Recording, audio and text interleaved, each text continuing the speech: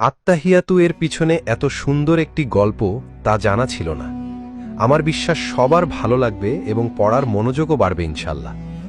আত্তাহিয়াতু আসলে অনেক গুরুত্বপূর্ণ একটি দোয়া। এই দোয়াটার পিছনের গল্পটা জানার পর সত্যি আমার হৃদয়টা অনেক কোমল হয়ে গেছে। আত্তাহিয়াতু আসলে আল্লাহর সাথে আমাদের মহানবী সাল্লাল্লাহু আলাইহি ওয়াসাল্লাম কথোপকথন একটা অংশ, যা আমাদের মহানবী সাল্লাল্লাহু আলাইহি ওয়াসাল্লাম ইসরাইল মিরাজ যাত্রার সময় হয়েছে মহান আল্লাহর সাথে।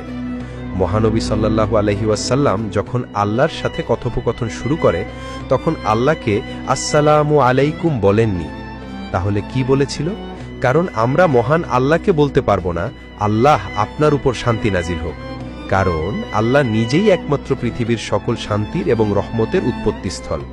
মহানবী সাল্লাল্লাহু আলাইহি ওয়াসাল্লাম আল্লাহকে উদ্দেশ্য করে বলেছিলেন, আত্তাহিয়াতু লিল্লাহি ওয়াসসালাওয়াতু ওয়াত-তাইয়্যিবাতু, অর্থ যাবতীয় সম্মান, যাবতীয় উপাসনা ও যাবতীয় পবিত্র বিষয় আল্লাহর জন্য।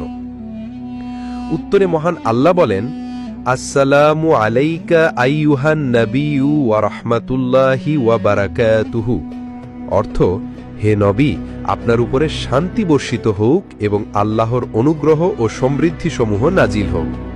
এতে মহানবী সাল্লাল্লাহু আলাইহি ওয়াসাল্লাম বলেন, আসসালামু আলাইনা ওয়া আলা ইবাদিল্লাহি সলিহিন, অর্থ আল্লাহর সমৃদ্ধি শান্তি বর্ষিত হোক আমাদের উপরে এবং আল্লাহর সৎকর্মশীল বান্দাগণের উপরে।